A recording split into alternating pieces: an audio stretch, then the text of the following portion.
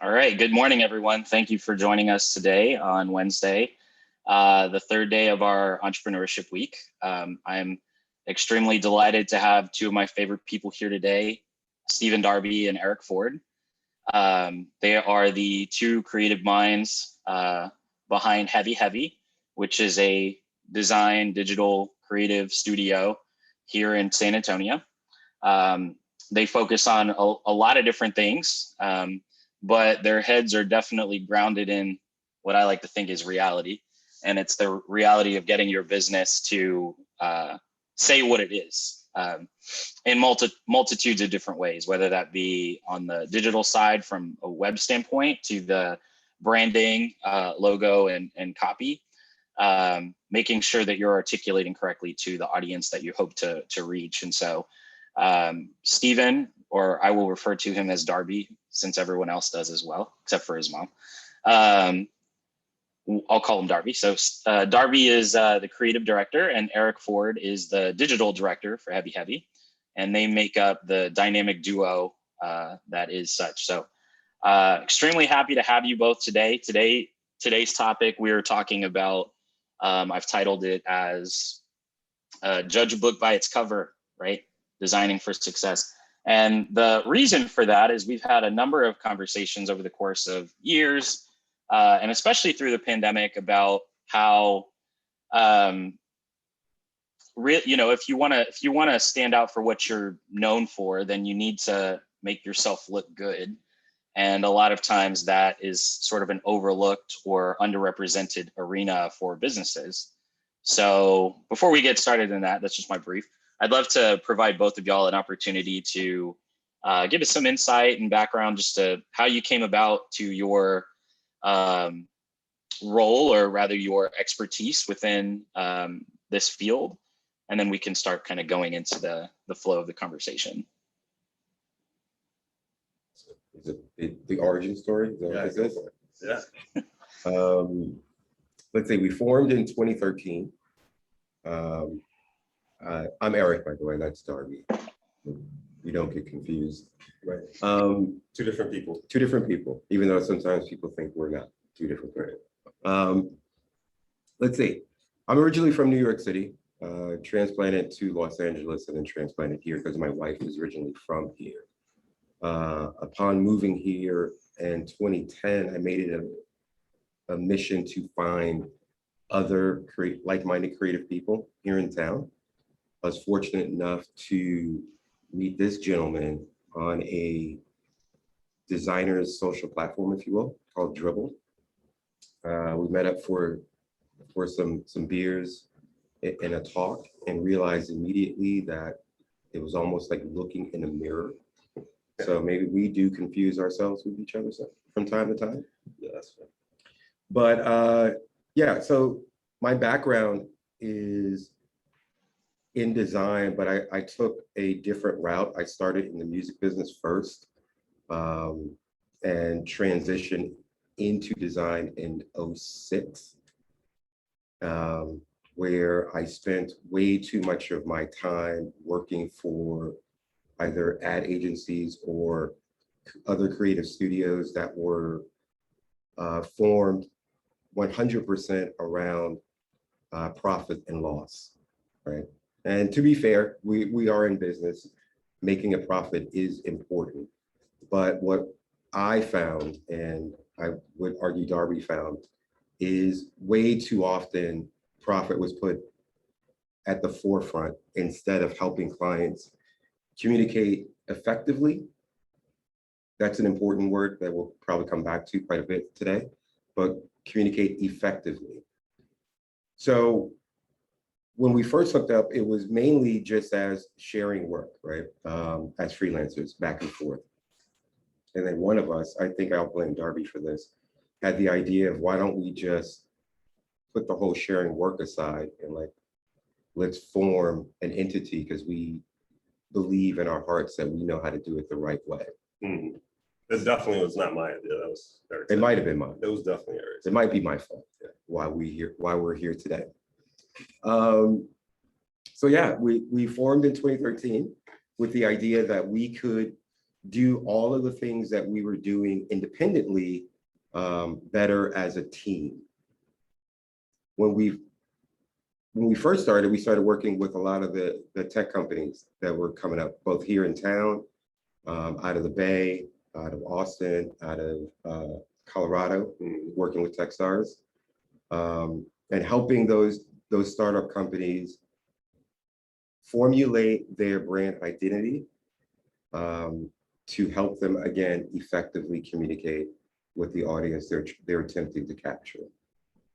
Since then, we have been making pivots to work with non-digital entities that exist in, for lack of a better word, in a real space, whether that is a company that's making cold brew, whether that's a company that is brewing their own beer, whether that's a coffee brand, a restaurant, Hemisphere Park, a location.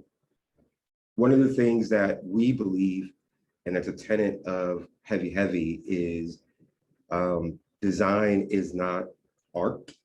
Right. Design is a form of communication. And you're only designing well if you are communicating well. How about that? Does that work, Ryan? Yeah, that's great. And Darby, I don't know if you'd like to privy us to your. Yeah, so I came to the same realizations about our industry, I guess, and the business that we're in, but in a different way, I guess. So I was born in New Orleans, moved here when I was going into third grade. So grew up in San Antonio, and then went to school in Illinois. Got into Kung Fu adventures for like 10 years, and then came back with my wife and family, and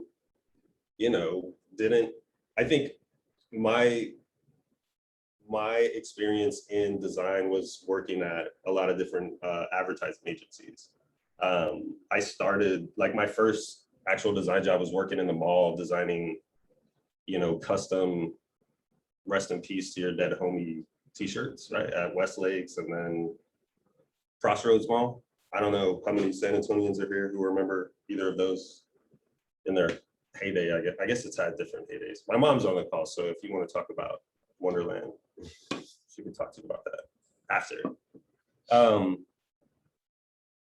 But yeah, I mean, the model for us, I think, we found that it was broken. So we just wanted to do better work.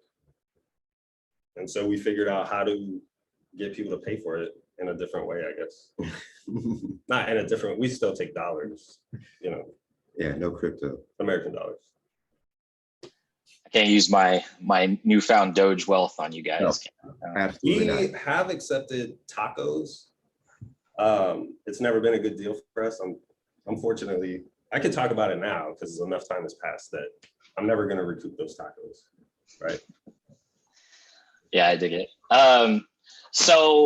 Talking about the genesis of brand, one of the things that we've touched on throughout the week is the differences in value messaging versus sort of feature messaging.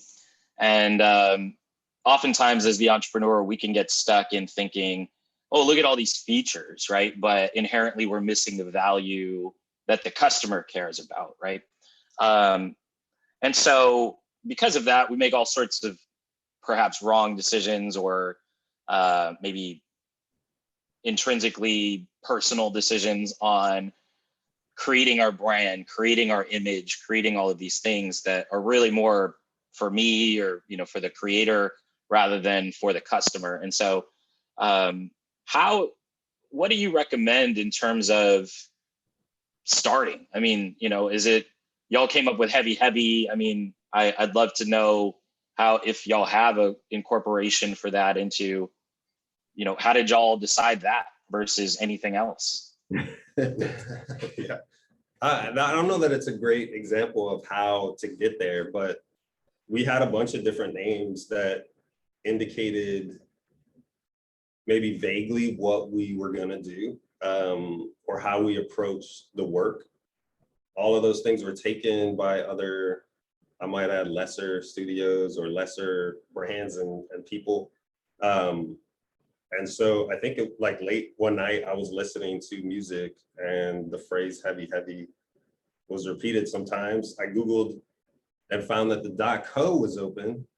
So that was a very exciting time. Texted Erik. He was like, I guess, I don't hate it. Texted another friend, Jason Seats. And he said the same thing. I don't hate it, whatever. So we bought the .co,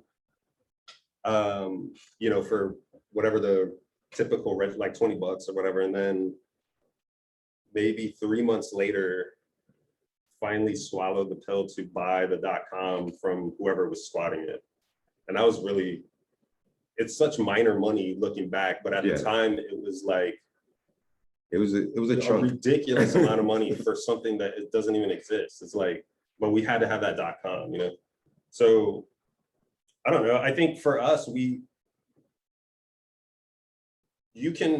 people will feel whatever as long as you put yourself behind it, right? So like a flag is just a flag until people believe in it. It's just fabric and colors, right? So like your identity, your name, whatever that is, like they don't represent anything until they do. Does that make sense?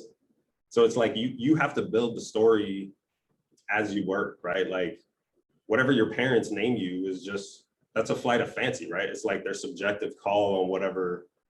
But for your name to mean something to somebody else, for them to be reminded, you know what I mean, and have some kind of feeling about that name, you have to behave in a certain way to give, you know, there's a memory now and there's a reference. Does that make sense?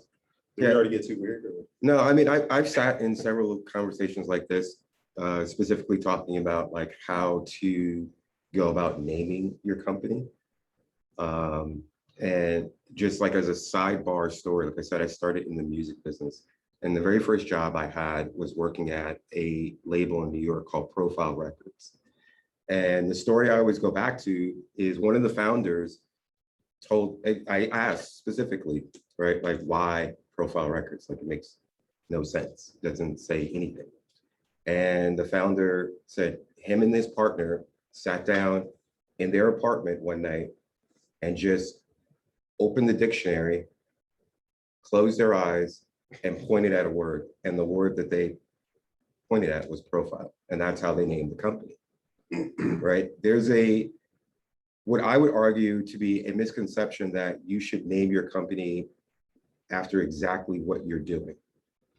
The reason why I would argue you shouldn't do that is, one, what you're doing today, are you going to be doing it tomorrow? Do you know for a fact you're going to be doing it tomorrow, right? Do you know for a fact if you're Acme widgets, are you going to want to be Acme screws? So what happens, or do you have to become Acme widgets and screws, right? And then if you decide to be, you know, tires, are you going to be widget, screws, and tires after that, right? And beyond, right? That's what it is, and beyond. And to Darby's point, right, names are highly subjective and they carry no weight until there is an entire story around it. Yeah, I would suggest they carry even less weight now than they did maybe 50 years ago, because words don't even mean anything anymore. Like you can invent words, and as long as you put enough money behind the advertising and saturating, you know, public understanding of whatever term, right? Like you Google things now, like go Google it. Right. That's not even a thing. That's right. Like, that's just money, right? Like, and having your attention for a prolonged time, but also delivering a value, right? Like you wouldn't remember anything about Google if they weren't constantly providing value to you. Like, I mean, the case could be made they're doing all kinds of other stuff, but that's why you know the name, right? So I think, like, I wouldn't suggest that it's always a bad idea to say exactly what you do. But to Erik's point, like, you need to be confident about your future if you're going to put all your eggs in that basket, right? Like, I think the other concern is that there are always similar ways to describe similar things, right? So like if you're Acme widgets, likely somebody else's Acme widgets, right? Or their Acme and Bros widgets, right? So like, in just trying to be memorable, or, you know, to my story earlier is like that it wasn't taken. So that's good enough for us, right? Like we can at least own the name. Oh, that makes a lot of sense. If I end up using some music things, I apologize, but just kind of brought up a few notes, like thinking about the name. Like, for example, many of you may not care for Machine Gun Kelly, but now that he's doing like this pop thing, didn't really make a whole lot of sense because it's seemingly a harder name for something that is no longer hard. Maybe wasn't hard to begin with, but so, you know, I get what you're saying about it. The resonance is really in what you do, not so much who you are, what your name is, I guess you could say. So are there, in articulating what you do, how do you come to some formation about what that looks like, or how does that sound, or For us, it's portraying it? and empathizing with the audience that we want to communicate to, right? Like, and you can always, I guess, if you're educated and you do the research, I don't know, it'd be hard to call it getting lucky when you find something that just kind of fits together, because it's like, it's not really luck at that point. It's a practice process that makes apparent to the practitioner opportunities more quickly. Does that make sense? It's like, as if you're practicing design well, you're gonna see good ideas faster than you would normally. But the good ideas may still be there, right? So like Rackspace, as an example, it says exactly what it does, right? But it's still vague enough to be moldable and flexible, and right? It's like, I want to buy space on a rack in the, you know what I mean? Like, they're selling physical space for data, and there are indeed racks there, right? Like, but it's still, so that's what I mean about getting lucky. You may find words that pair up that like still afford you some breathing room for pivots or rebrands, or, you know, refocusing your services or something. But it's about researching possibilities first. So our process consists of understanding the audience first, and then kind of working backwards from there. Like what is going to move these people? What is their vernacular, right? Like, what do they care about? What are they into? What kind of music do they, you know, what's their scene? All those things. Yeah, I think so. Just to give a bit of a bird's eye view of the process itself, at least the heavy process, is we spend a tremendous amount of time in the thinking and the thinking with the client, right? We can't get to the art without understanding a tremendous amount of data from the client, and then taking that data that we've culled from them, mixing it with our research to be able to make recommendations on the direction the client should go in. And a lot of that is 100% objective. And I know how difficult that is, being a business owner, to be objective about your business. But unless you force yourself to do so, you're going to make way more subjective decisions, and subjective decisions that will need to be unraveled at some point, because they were decisions based on how you were feeling that day, right? Or well, and I would say, just as a point of clarity or clarification, like, you're still, I guess, technically making a subjective call, like, but it's going to be an informed one, subjective based on your audience's subjectivity, or based on, you know what I mean? Like, you're advocating for them by making that subjective decision. So, and if you're not designing, and if you're not communicating, right? And I think that's the biggest pitfall to people starting out. Like, you hear from business people all the time, like, understand your market, right? Like, product market fit, and develop the features that your customers care about and solve a problem, right? Like if you cannot communicate that to the audience that you expect to pay you for that stuff, like even if you've solved all that, you have still failed because nobody knows what it does, right? So for us, it is, it's paramount that we collect as much information about who we're speaking to before we speak to them. Like we're both probably good at cold reading an audience, and we can make friends probably in most environments, but if you're going to invest the time and effort and the financial resources, especially to put out some kind of message, it would behoove you as the buyer to make sure it's right. You know what I mean? That it's in the right language. So that's what we do.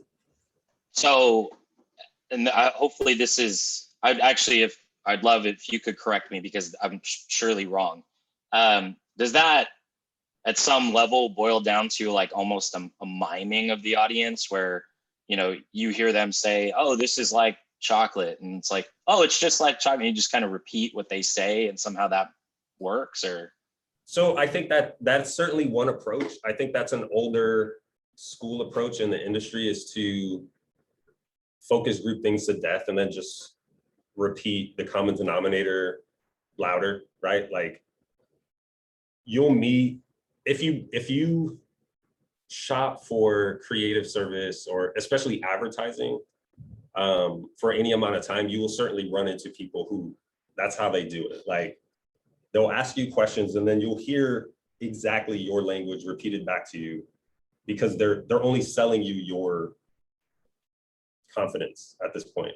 You know what I mean? It's like they're forcing an echo chamber. I think we will lean on, elevating somebody's best ideas only if they are good ideas. You know what I mean? And so to Erik's point about getting creative, like better work out there versus profits, that's where that comes into play, is that we can always just tell people what they want to hear, right? But like, if we're not doing better for who they're trying to communicate with, and also doing better just for our own sensibilities about elevating, the work, then there's not a big, there's no point to it for us. Right? Yeah.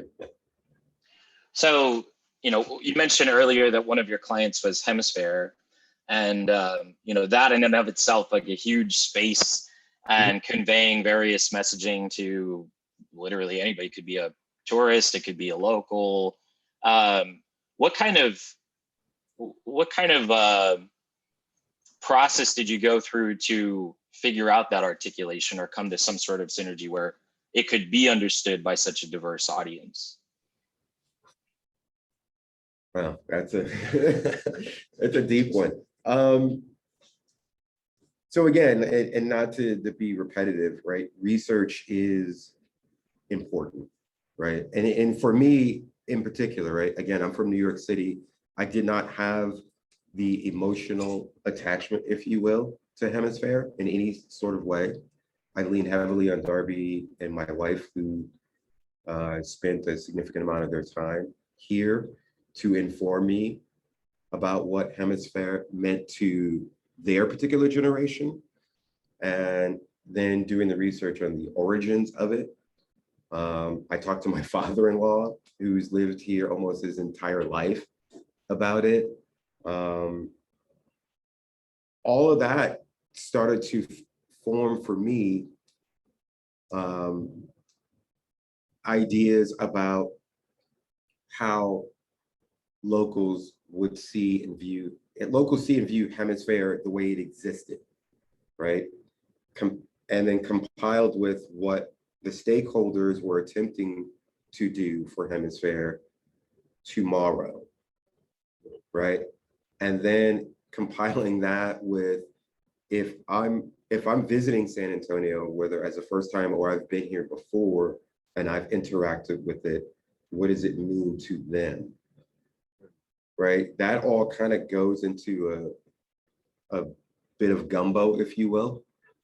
And I should say, like the the magic or whatever is asking the right questions of the right people, right? Like you can hire somebody to conduct focus groups and surveys, and you get a research company that just calls people and says, how much do you like cheeseburgers or whatever, right? Like there's still valuable data there, and that is absolutely the way very large enterprise advertising agencies do it, right? It's like you've probably seen on a TV show somebody tasting cereal and saying like it tastes like this. Everybody, it's like, okay, we're gonna call it cinnamon crunch O's because it's shaped like O's, right? Like there's no real, who cares? You know what I mean? Like these are products that don't necessarily need to exist in the first place. So that's not how we approach our work.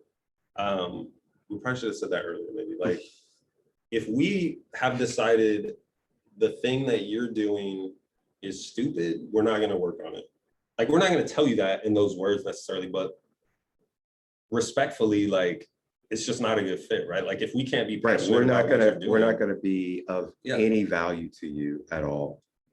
If we don't, and probably the way that I would phrase it is, if it's hard for us to understand the value in what you're attempting to do, it's going to be hard for us to be able to help you communicate that to your audience, right?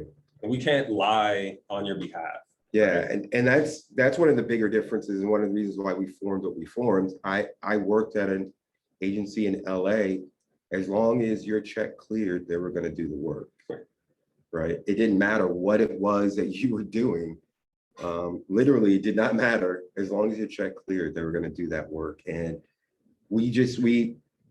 one, spiritually for me, that just drained the hell out of me. And two, when we decided to do this, like it was incredibly important that we did not operate that way. We both have families, we both have kids. And yes, as I said, profit and loss as business owners are important, but I also need to be able to wake up in the morning and look forward to doing what I'm doing at the same time. And sometimes that outweighs profit and loss. Sorry, that was a total divergence in topic. But to go back to the hemisphere, that was a rough one for us because so many different entities, normally not that many different, there are not that many different top level audience that we need to communicate with. In general, there is a very top level, and then you have some ancillary, and then some ancillary from there, creating somewhat of a pyramid. With Hemisphere, it was an inverse. It was the other way around. Before it was even going to be seen by its audience, right? Like its end user. There were still layers of, it was the mayor, the city council, the board of like business, the executive board of Hemisphere, and then kind of a steering committee, stakeholder board, and then all of San Antonio, right? Like, and then the guy who's in the comments upset because, I don't know, the street is closed, and it's just a lot of stuff, right? So like, I think as a business owner, if you're doing it yourself, if you're trying to figure out how to formulate your message, you need to put yourself in your audience shoes first. And so that's what we are employed to do before we do anything else for a client, is we're going to understand your audience in a way that they probably don't understand themselves. And we're not doing it through Google Analytics or like it's person to person. Like we understand the human condition to some degree that informs, how we make choices with visuals. It's easy, no big deal. Right. So, with that particular example, that was probably fairly loaded. You already talked about how there was this multi-tier folks you have to answer to, but as a business owner, oftentimes, people will say, you ask them, who are you selling to? They're like, oh, everybody, and obviously that's not right. But how do you decide who to focus on, or what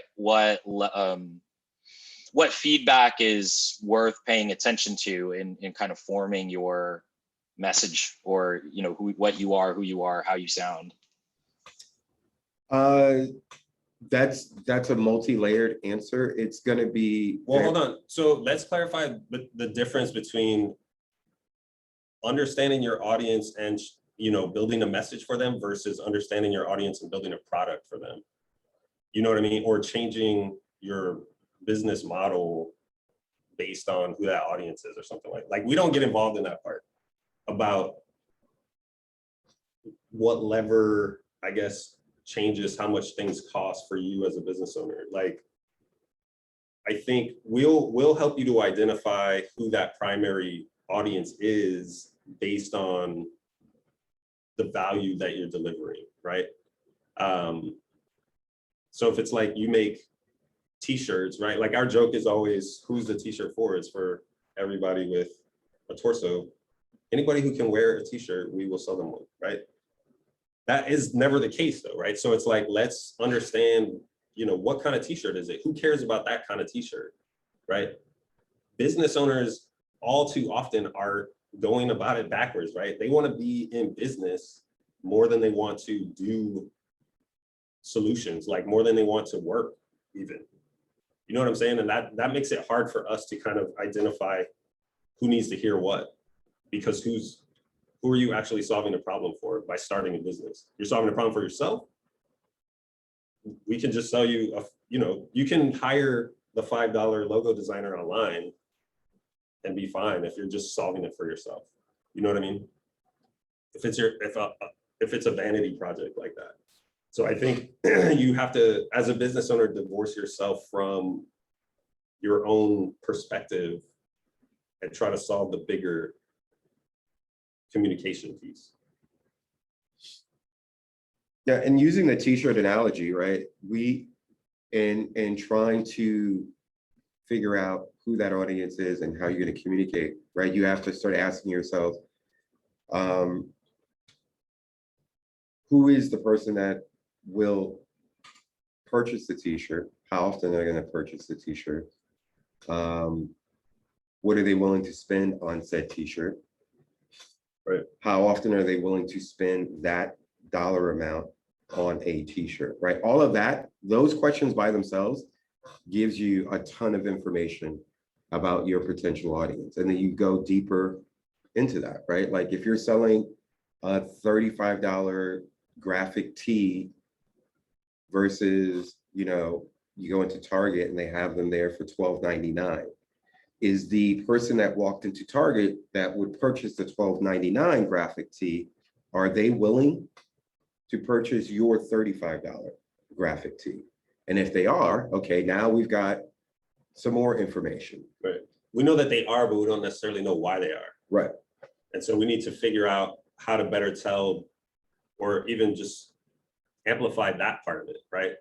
If it's your commitment to craft and that's what causes them to pay the premium, that's what we need to shout, right? Like, because there's more people like them. You know what I mean? But that's on the business side, that's for you to prove market-wise. Like, we don't do that part of, we don't beta test products, you know what I mean? But like, we want to know the information. Yeah. But I will say, if you ask about us, we're right. I can't remember a time we've been wrong. You know what I mean? Like doing things our way. Like our products get placed in retail environments. Like nobody has a problem with our labels. It's not like the products don't sell. So, and I think there's another kind of counter to all of our points, right? Like if you spend enough money on anything, people will buy it, right? Like the other kind of unfortunate piece that I think people are starting to realize about the human condition is that we will buy stuff just because it's there. So if you put garbage out that looks like it's not garbage, somebody will try it out just because, I don't know, like why ever we buy, conspicuous consumption for things that we don't need, like out of habit or love or loyalty or fear or whatever those things are. Like we insist on making sure whatever we put our thought and energy into is a product that should exist, that somebody is actually going to like, you know what I mean? And it solves I don't know, like beer exists, right? We do branding for beer. It's not like, I wouldn't say our platform is not we're for beer necessarily. I'm not against beer, right? It's awesome. I love it. But the people we help with their beer products give a shit about their beer products. They're not like, let's put another product out because there's shelf space. You know what I mean? Like I think that's the wrong way to approach any part of your life. So you guys have have worked on a number of different projects over the course of time in general, but so you did a lot of work in sort of the tech space. Y'all have a lot of stuff that's going on right now in the retail / product space. I'm not sure if y'all have done a whole lot on more of the service-based arena. Maybe not. We've never really talked a ton about that, but I'm curious what how different is creating that messaging? I mean, in some sense, I can get it. Like if it's online, I feel like it's such a hard thing to do. If it's a physical product, I mean, well, I can pick it up and kind of look at it and play with it. But if you're like per se a doctor or something like that, how would that seems almost just as complicated as being a website. Maybe it isn't. I don't know. I mean, how you communicate with people is always the first part, right? So if you're a doctor and patients choose when they can anyway, they choose their healthcare providers based on that connection, right? Based on the level of care, the level of service, how comfortable they feel, all these warm and fuzzy parts, right? So if the hypothetical doctor, I would recommend to this person to tell those value propositions, whatever they may be, right? If you are always on call, it goes back to kind of this better, faster, stronger, like whatever the top 3 superlative kind of things that you're doing that are awesome, lead with those, but explain them in a way that makes sense to your audience, right? So if you're a doctor putting up a website that's like, I'm Dr. So-and-so, and it's, your face there, and it's like a very biographical kind of, that may work for certain kinds of doctors with certain kinds of clients, right? Like people, you'll notice specifically doctors who do reconstructive surgery or what is it, like cosmetic surgery, they lead with quite a bit of photo, like these are people, here are testimonials, because that's how people shop for that, right? Like they're understanding how to communicate with their audience. If you're shopping for emergency service, it's the first hit. You know what I mean? It doesn't matter. So it all just goes back to kind of like, who are you talking to, and explaining to those people why you're doing it in the first place. And so that's what I'm saying personally, is that if you're not doing it for the right reasons, we don't have any service to offer you really anyway. You know what I mean? If the answer to that is like, for money, obviously I'll do anything for money, then we're like, that's cool. There's other people in town who will absolutely take your contract, So I'm always thinking like a designer. And as I mentioned, I have a daughter who will be 12 in February. And this is to lean into the doctor. And so we needed to find a new pediatrician for her last year. And mom and I went, did our research, saw all the reviews, went to the doctor's website. It was well done, well articulated. Set up the appointment, went to the office. It was well adorned. It was painted in child-friendly colors, child-friendly furniture. Went through the checkup, and this particular doctor had an incredibly poor bedside manner, right? I could see that my daughter was uncomfortable with this doctor, right? And on the drive home, I asked her, are you okay? Do you want to keep with this? And she's like, no, not really, because she didn't seem nice. So we went and found a different pediatrician. This website was horrible, right? Misspellings everywhere. We go to the office, right? It's not well adorned. It doesn't have great furniture for kids. Go through the checkup. my daughter is smiling ear to ear. She's engaged with this doctor. I bring this up because you can put a pretty picture on anything, right? But if there is no substance behind said pretty picture, you're just a bunch of pretty pictures. Yeah. You're not gonna have any kind of true traction with your audience, right? When I think in the case of service providers or even product, like if you're only ever selling your thing to one person one time, if you're in a certain line of work, that might be it might be tenable, right? Like as a business model, but typically you need repeat customers, right? So when we talk about, the book cover tells you what's inside the book, right? You can sell a book with a cover that says something inaccurate about what's on the inside, but you can only sell it one time, right? Nobody goes back to the doctor visit unless they have to. And it's America, so sometimes you have to, but you're not going to go back if the treatment of your expectation doesn't match the quality of care. You go the one time, right? Because you got tricked. So I think you have to live up to, and even, if we're doing cold brew or something, like that's the contention always, is like, y'all focus on your product, we are going to focus on the label, right?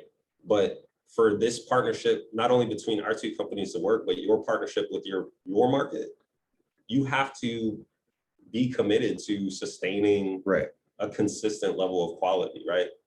Right, that's my point. My point was that the first pediatrician had checked all the boxes, right? For me and my wife, they were all there, right? But they did not back up what they at least showed us, right? In my daughter's eyes, right?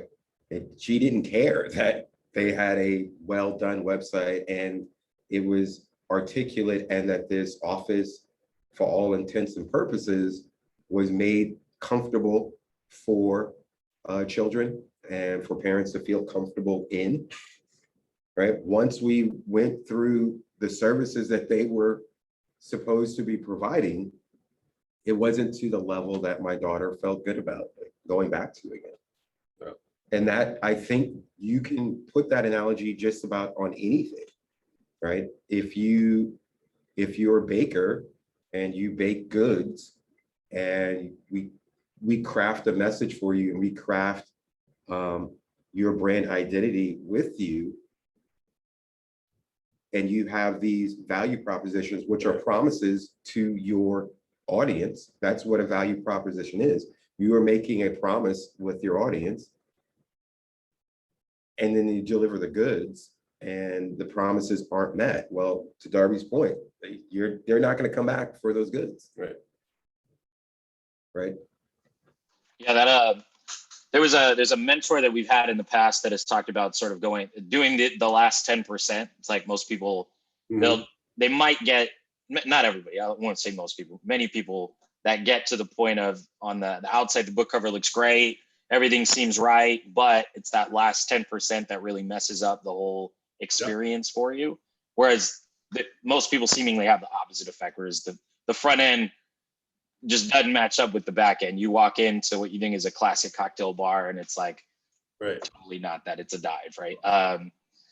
And so, putting that into sort of the product sphere, when you're not in front of your product or behind your product to sell it, how do you stand out from the crowd when maybe the crowd looks the same? Ketchup looks the same. Why should I pick yours, right? Like, it didn't make any sense to me. Or, hey, every psychologist says the same thing. Like, we will help you with your thing. So how do I stand out when I'm kind of I don't really get to share with you all my goods, if you will, or you don't maybe get to experience that firsthand? So I think there's 2 points I would make in response. I don't know that necessarily that they're answers, but one, if your passion is for something as ubiquitous as ketchup, right?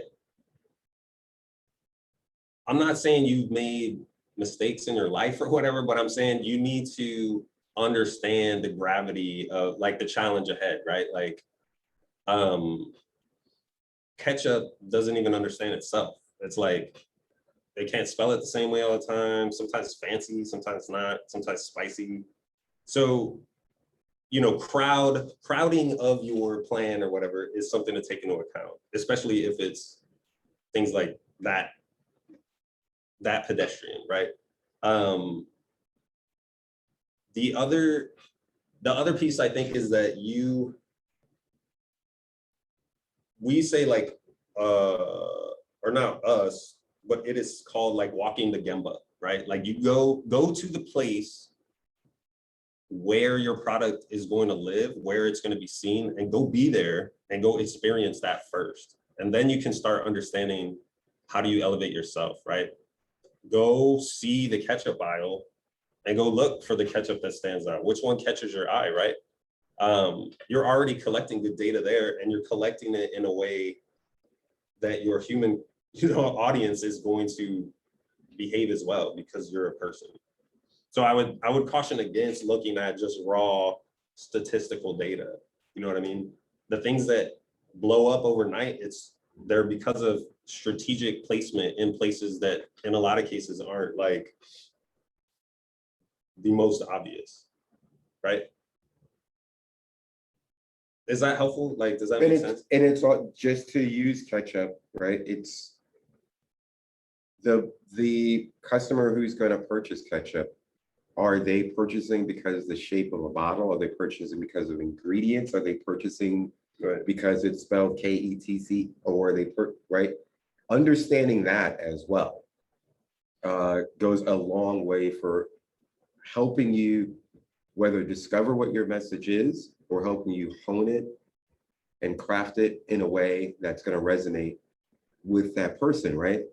There is no like one formula and you slap it up and you mix in your company and you stir and then it comes out the other end.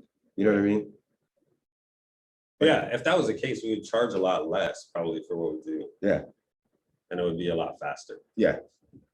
But it wouldn't be right all the time, I think. Like, there is no one size fits all, right? Because you're dealing with people and you need to communicate with people. So all of the subtle differences, from this blue logo to that blue logo, a designer worth their trade has considered what the difference in that shade means, right? Like how blue is too blue, how pale is too pale. They're gonna indicate different things to different people.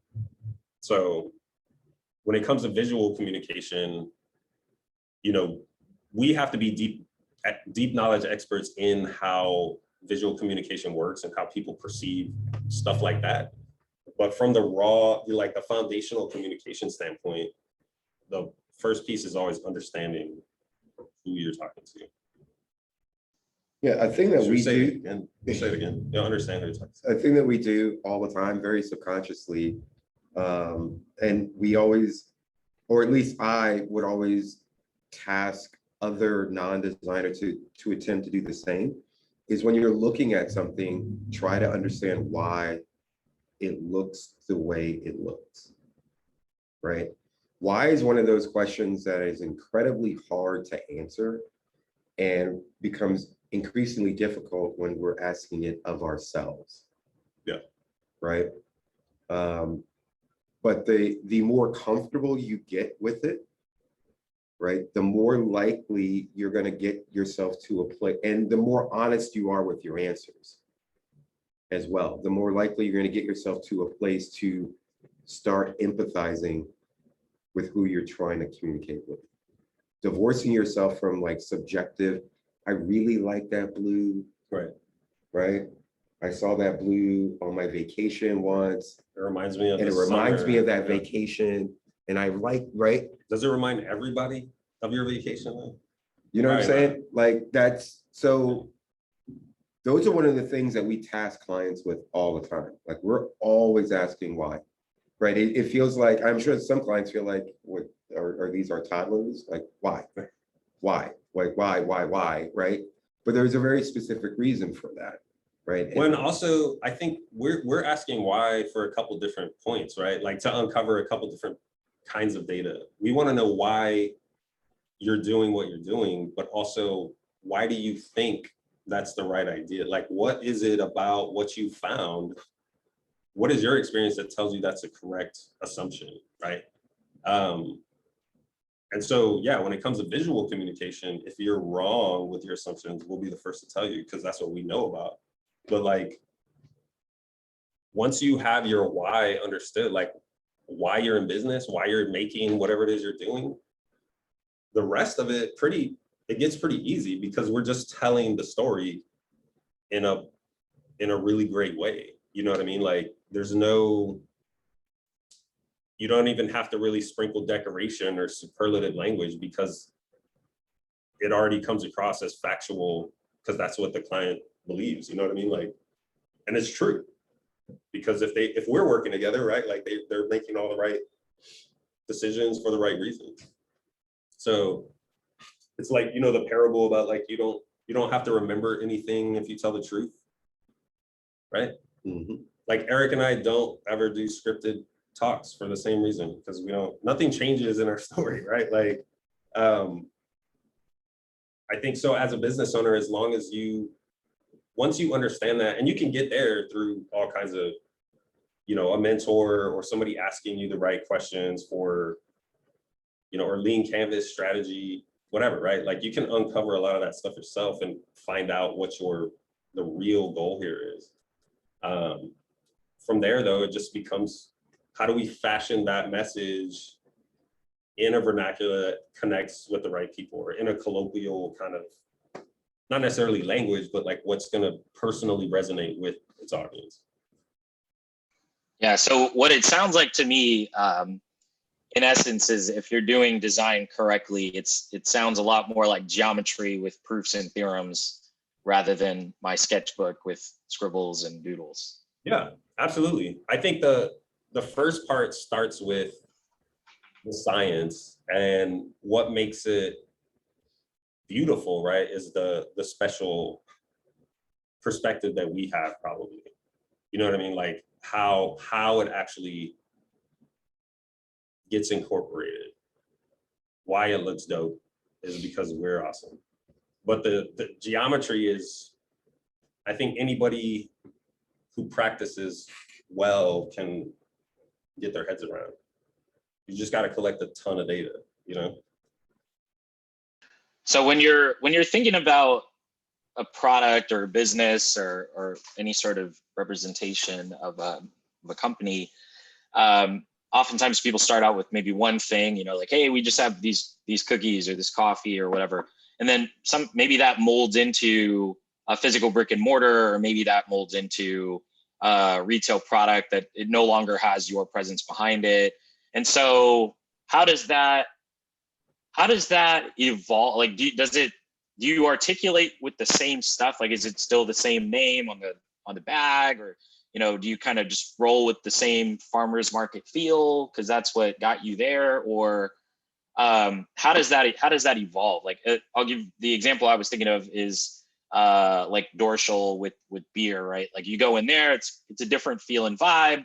You get the beer at, you know, on a tap somewhere. Obviously, you're kind of living within the space of the bar you're at, so that kind of also maybe affects whether or not you get it if you know about it. And then if you pick it up in cans, like, you know, I guess how does that striate, or where do you, because now it's multiple levels. Right.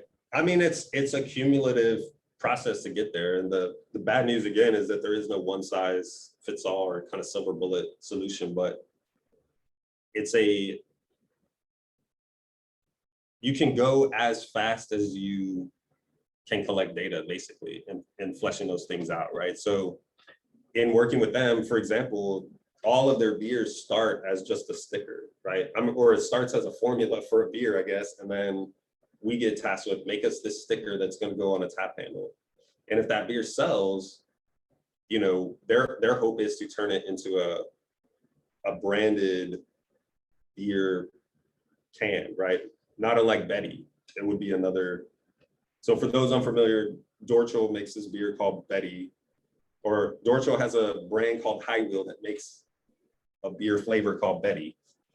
And there will be other beers along that line, right? But then they do a small batch craft of beers on a rotating seasonal or limited run basis that go into these tall boy cans that have various colors, but all have different names, right? So that series is meant to stand on its own as like the High Wheel short supply series, right? In trying to figure out where that beer lives, you have to go to the place. So we go to the bar and go see, like, can you even see the tap handle? Is there a label? Do they allow for a custom tap handle? Right, so Dorchel has that. Oh, here. The some bars are bigger than other bars, right? So some allow for these big custom, you've seen like Bud Light branded tap handles. Some have these nondescript, you know, kind of generic tap handles. Typically, the tap handle is facing this way to the bartender, right? This would be faced out to the audience so that you can see that art.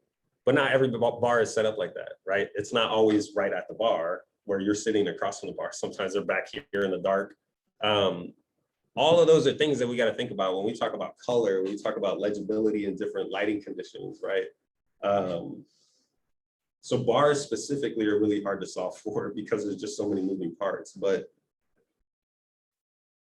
I think probably one more time, it comes back to knowing where you're going to be, understanding your audience, right? Mm-hmm. So like go to the grocery aisle and go look, right? If you're going to be at the farmer's market, go there when people are there and go see like, how's traffic flowing? Are you going to be near a restroom? Are you going to be near some other amenity in the shade, right? Like if you pay attention to these things, people will tell you exactly what they want, right? But you have to ask the right questions and you have to do the work of paying attention, right? And I would caution, like early success is nary an indicator of long-term ability, right? Especially when it comes to a brand, you can make anything look fanciful and spectacular, right? Or even be a spectacle, right? If something is loud enough and obnoxious enough, it'll garner attention. But if it's something that can now be incorporated into somebody's lifestyle and they want to be seen carrying it, they want to be seen throwing it away, you know what I mean? Like, these are all things you got to take into account. Yeah, that makes a ton of sense. And so before I open it up to questions, I wanted to ask at least one more question if I can remember. I just had it in my head and then I lost it. So outside of the factors within your control, right? For example, maybe the design, the product itself, visuals, there are oftentimes you get put in positions where you kind of don't have control. For example, you mentioned, the lighting in the bar sucks, or, they don't do custom tap handles, or maybe you're in retail, but you're on the bottom shelf, right? Is that a thing that you can solve for with design, or is that more of like maybe a business thing, or is it sort of a multiples effect? Like, hey, you're on the bottom shelf, so we're going to do it lime green this time. Maybe people be like, what's that on the bottom shelf, right? So the bottom shelf analogy to me reminds me of a commercial that I remember seeing as a kid for cereal. And it was this guy duck walking like and he was like, hey, if you want to find the good cereal, great deals, you got to walk like this, because we're literally and it comes in big old bags. It was like the generic cereal, right? Design and communication absolutely can solve all that. But in a perfect world, you're going into it in a best case scenario, right? If you're not, then extra steps need to be taken on the design side to mitigate and engineer around these kind of possible pitfalls. But yeah, I mean, where there's like those different levers you can pull, or like design, spectacle, money, right, to saturate an environment but it's like beer brands solved the lighting thing by giving people free neon lights, right? Like nobody looks at that as like, but that's why they're lit. Right. It's because they go in bars. You know what I'm saying? Like, and they're all over the place. And that's why everybody knows those lit signs. You know the brands that have the lit signs because they're always there, right? So you solve for the problems that you have, and that's it, right? It's like just like rocket science. Just like, yeah. Yeah. So yeah, for those of you that are in the Zoom, I'd love if any of y'all have questions, feel free to unmute. There's a wealth of information between the two, and I know that they have definite experience in multiple industries, and if not, they will tell you that it all revolves around the audience, which is probably the core. No, we say immediately that we don't know. That's our favorite. That too. I'm gonna run out. 1 second though.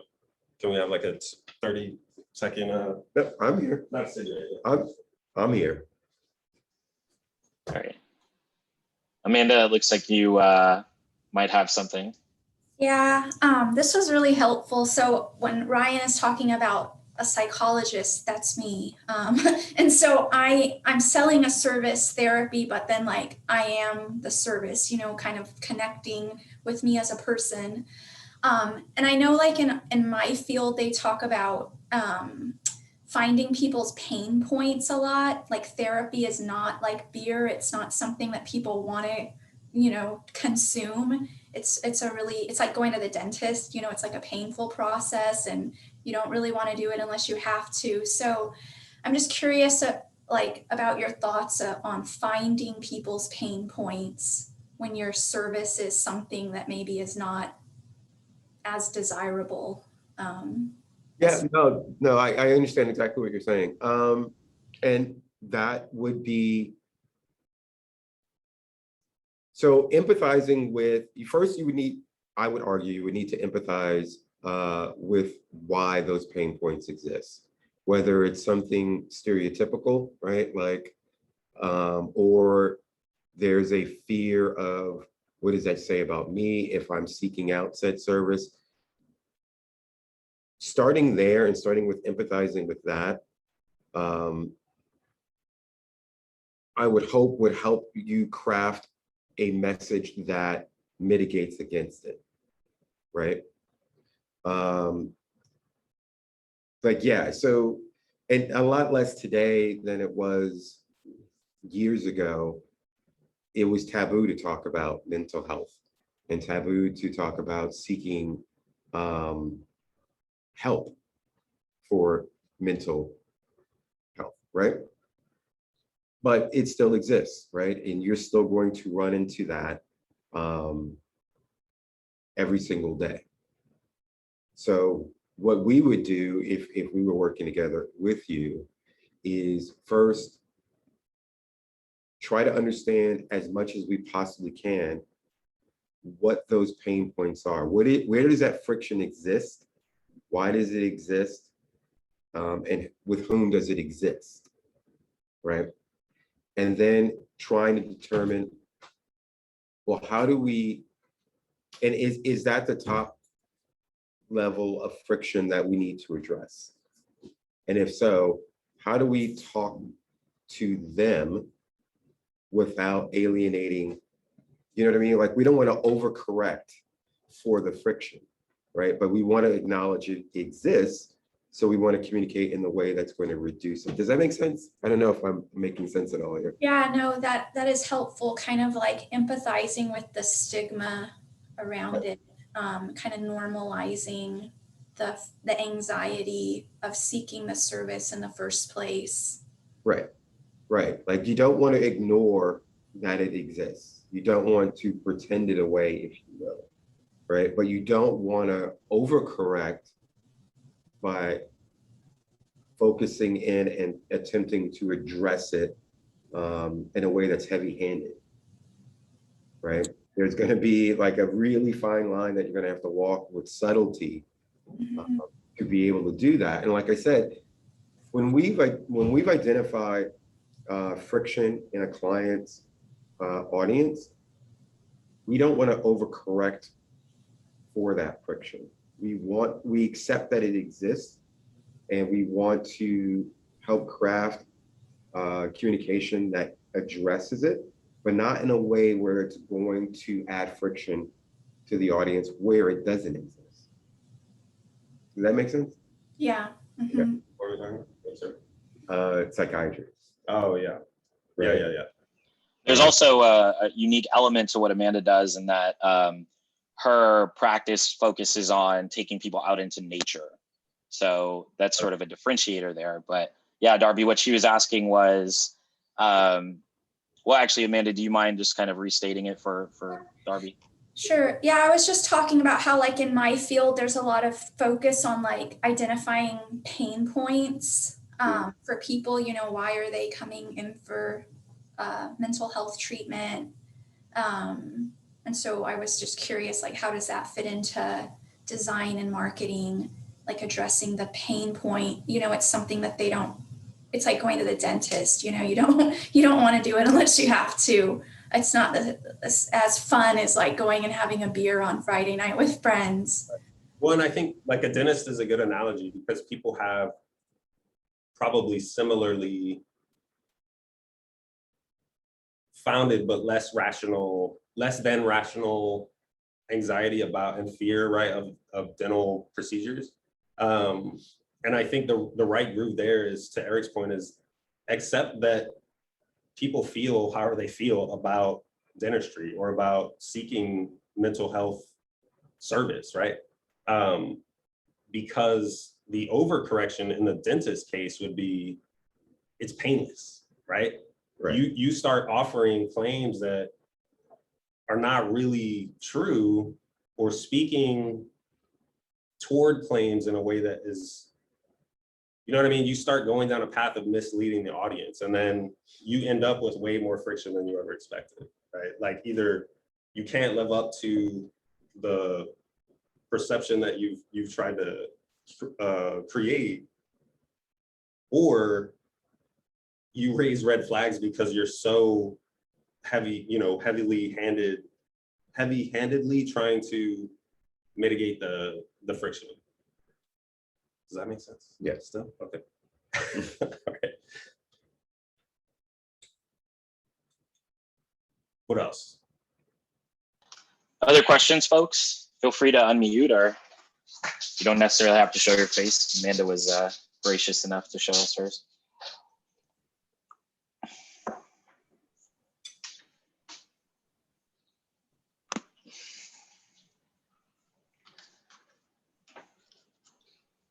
I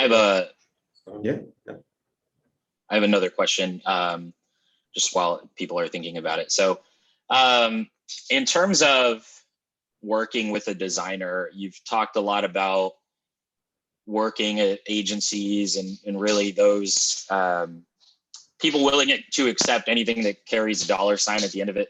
How do you qualify somebody to work with? I mean, you've mentioned a lot of things that sound really maybe perhaps unique to y'all, which is asking why. I mean, I feel like a lot of people don't ask that question, but is there any way that you would qualify somebody that's quality versus quantity? So glad you asked, Brian, because not only do we indeed have a way, we have a handy chart somewhere. What is that? I don't know where it is. It's for love, money, or visibility. Yeah, so we've divided for us, and I have to stress, this is us. You're probably not going to encounter this with any other creative studio you may engage with or thinking about engaging with. But there is a tricorn, if you will, of reasons why we will engage with a particular client. These are our commandments. So it would be love, money, or visibility. You can see how that graph works. And internally for us, 2 out of the 3 have to be checked off for either one of us to say yes. It either has to be love and money, love and visibility, and like it has absolutely. Right. If it's only one, then it's probably Yeah, no. we just can't. Usually, we just can't afford to do it if Yeah. it's only one. Because it generally turns out to be love. Yeah, it's just love. That doesn't work. We would. I don't know definitely that. Yeah, I don't know that that's a good way for anybody else to decide how they do work. But it works for us, and it keeps us kind of responsible to ourselves, right, on what kind of work we do. There are certainly immediate disqualifiers, right? Like if you are in the business of selling guns or weapons, or like we're not interested in promoting that. We're not interested in promoting oil. Yeah, there is some shale. we bring some subjectivity to what we do, very intentionally so. Like I said, I worked at an agency where that wasn't a thing. Like your check cleared and they charged nominal fees to do the work that they were doing. And if your check cleared, regardless of what the client was doing and selling, they were going to work with them. But I can't wake up in the morning knowing that I'm working for that. Like I might as well go do something else.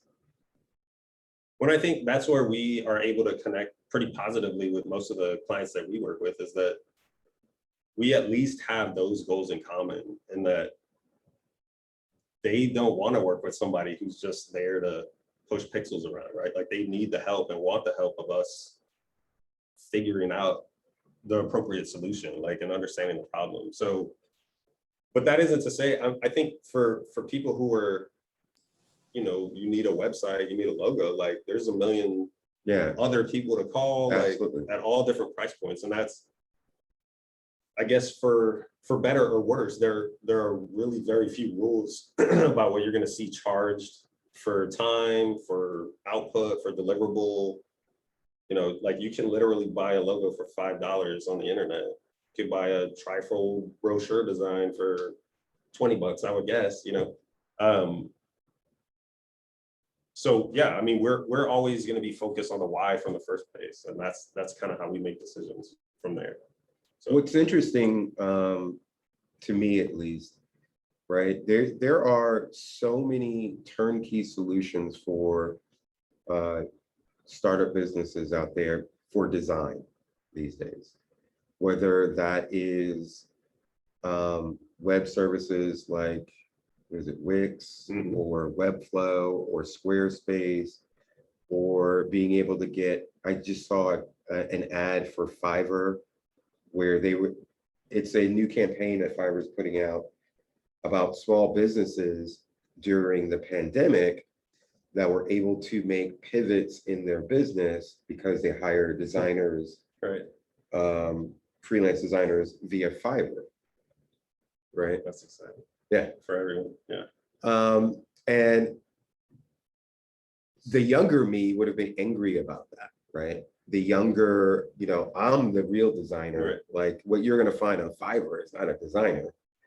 But the older me empathizes with the small business owner, right? Because the older me understands that the problem that they're attempting to solve speaks directly to the small business owner.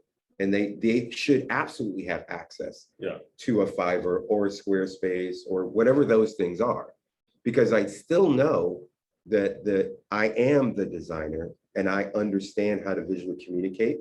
Just because you have the tools does not mean you can do what I do. Our third year in business, and somebody, like a pretty prominent somebody in town here, was like, oh, WordPress is putting out, blocks or whatever was new was coming out on the internet.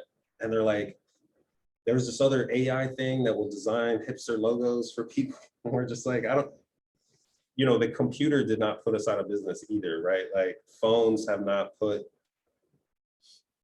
like people still talk to each other in person, I think. Like, I'm not worried about it. You know what I mean? Like, if you're good at what you do, and I mean, aside from me speaking on us being good about what we do, and that's why we're in business. Like, humans are always going to work with humans, period, right? Like, if you can solve for more of the buyer's needs, whether it's, you know, the financial ability to pay or whatever those things are, you're going to be in better shape. But like, I don't know, my overall advice to anybody in business and in life is like, understand your problem first and then solve for that without knowing why you're doing it. You know what I mean? Like, nothing you do is going to work. Yeah, and the reason why I brought that up, the Fiverr or Squarespace or any of that, is absolutely use those tools. They're there for you. They're going to be helpful, but understand how to use them. And I'm not talking about the technical pieces about how to use them. I'm talking about how you still need to effectively communicate, right? Just because you have the ability to build your website without knowing how to code does not mean that you're still doing it the right way, right? You solve well, I don't need to hire someone and pay them exorbitant amounts of money to craft this thing. I can do it myself. Right. But you also still need to understand how you're going to use it and who you're going to talk to and how you're going to talk to them. It's like the self-serve gas, right? Like, I guess back in the day, there was a magical time where somebody would scurry out to your car and fill your tank with gas and like check the oil and do all this, right? Like points of inspection. If you're going to do that stuff yourself, I think we are advocating you absolutely should, because you have the means and the ability. You still have to understand what gas is doing though, right? It's like, it still is necessary for your car to travel. It's less about you just solved somebody else doing it. You still need to understand like what the logo is doing for you or what the copywriting is supposed to say, right? Like, because the goal is always to communicate, to get your message better understood. I dig it. I think, Amanda, did you have another question? Yeah, if we have time. Yeah. Yeah, sure. Well, going back to, that diagram that y'all showed, I really like that, because the push and pull that I always feel is like love and money and like wanting to give my services away for free, because I just truly, believe that everyone should have access to the outdoors and everyone should have access to mental health, and at the same time, like I want to make a living and have, a comfortable life. And so it reminds me of what you were saying in the beginning when you were talking about like making emotional decisions. And so I do tend to do that. Like I get kind of pulled in to giving services away for free. So I'm just like curious if those are things that you address as you're working with a client, or do they kind of need to have that emotional stuff like sorted out before they come? Yeah, so that one's tough, I think, in a lot of cases, but I would say we do a decent job of heading it off at the pass. Like early on, we say, or we want the client to understand anyway, that when we start the project, we are looking for solutions, right? So as soon as we find a solution, the design piece has been done. From there, we're going into decoration and maybe embellishment or color. These, you know what I mean? It's like, you're looking for shelter, house is built, done, right? It has the rooms, it has plumbing, everything's running. If you want to make it a home though, that's the next part of the conversation. We'll go figure out how best to organize things and decorate things. Absolutely, there are cases where the client is invested in a type of way or to such a degree that changes, you know what I mean? They feel like philosophical changes to the company because we're doing different colors or the typeface is different or whatever, right? I am never going to, at least professionally, tell someone to not make an emotional decision, right? I think probably 99% of decisions are emotional somehow, right? Like I'm not sure that we're set up for that, like in our brains, right? I want to arm my clients, and I want them to be armed coming to work with us with as much data to make that emotional decision be correct for their goal, right? And so, yeah, like sometimes that doesn't work, right? Like there's people I absolutely just I want to make that thing for. They're never going to pay. Nobody's ever going to see it except their softball club or whatever, right? But it gets done because I'm still a designer, right? And so I think if you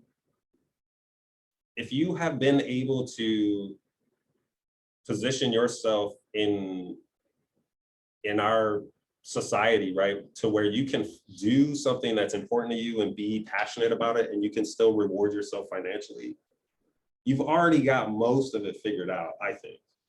You know what I mean? So if you're a mental health provider or mental health care provider, is that the right? You're already doing the work. You know what I mean? It's like so I feel like your gut decision is probably going to be better than most about how to navigate your client base or whatever. Does that make sense? So our graph, each one of those are very subjective, right? Like there's nothing objective about Right. love, money, or visibility, right? And the reason why we came up with that was to reduce the kind of internal friction we would have between, oh, well, that's going to be worth X for the quarterly profit, right? But it won't be very visible, And we don't like that person at right, all. So or we don't like what they're, you know what I mean? Yeah. So in our own minds, we came up with the formula that, well, if we can marry two of the subjectives Right. together, then that would, we would reduce that kind of friction, right? Yeah, and that's what I'm saying. I don't know that criteria is appropriate for most people, right? Like love, money, and visibility being opposites seems dangerous. You know what I mean? Like as a philosophy, but I don't know. I think it forces us to put it into a structure that we can find financial, what's the word? It's like we don't love it, or we only, and it's a gradient kind of graph, right? It's like they can be more in the love category. So it's a really weird, it's super thick paper that we had laser cut out. So it's like, there's no ink, but you see, it's a visual reference for us anyway. But I would say we're the first people to break our own rules, right? Like, Yes. I did a logo and a whole bunch of work, just like very subjective, like dealing with somebody's family. They all had their own very personal ideas of what the mark should look like and how it should feel, what colors. And that deal was done for tacos. I'm never going to get those tacos. You know what I mean?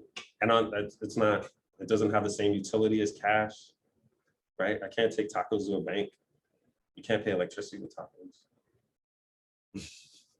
I've tried. You can't. Hopefully that answered. Yeah, no, I mean, it's nice to hear that other like entrepreneurs kind of struggle with these same things. Yeah, I think anybody who's doesn't really, they either don't know to care or they don't care. You know what I mean? And it goes into well, why did you start the business in the first place? If you're starting the business to get rich, well, okay, well, there you go. Yeah, I think you already answered your own question, right? But if you've started it because it is a passion, because it is something that gets your engines going, if you will, it's gonna be one of the more difficult things you attempt to solve for, right? We encounter a lot of clients, they don't know how to charge for what they're offering, or they don't know how to price their product, because Because you didn't simply start it because you're trying to get rich quick. Yeah, I'm never somebody to tell, and I grew up probably hearing, if you do your best, you'll be fine, right? Like, I think if you do your best in business, like your best, most passionate, you give a shit all the time, you might get rich. You know what I mean? You might, I just don't know what that looks like at scale, or like, what is the big client as a healthcare provider, right? Like, it's a celebrity that you treat one-on-one, you know what I mean? Like, what does that look like to where it's like this new level of success versus your bills are paid, you have enough time to yourself, the people you work with, you're delivering value to. Like, for us, we set those as goals early on, was like, I would love to do work for some celebrity or something, but like the job stays the same for me. You know what I mean? The visibility goes up and maybe the money goes up, but we're still just doing, to us, like what we do feels like dental work. It's not like, it's less painful, you know what I mean? But it's a lot of our day-to-day is very rote and it's process oriented. It's not like we're just, I don't know. We're not in here It looks a drawing lot every cooler day. than it is, yeah. Like, we're interested in a lot of stuff, so we keep a lot of stuff around and it helps us with our work, but not every day is like gold spray paint and funny costume jewelry, you know, but we allow for it. That's the idea. Awesome. Well, hey guys, well, we're a little over time, but I really appreciate you giving us the time and sharing your insights. As always, y'all are both two of my favorite people. So I'm glad to see y'all back in the office, and looking forward to seeing more of the outcomes that y'all put forth in the world. Looks like we have a heart here from Crystal Darby. So Nice. yeah, so I dig it. Thank you so much for joining us for this session. Our next session will start in roughly about 30 minutes, but thank you, Heavy, and thank you all for participating and listening. Thank you much for having us, and thanks You for guys enjoy the rest of your day. Appreciate it.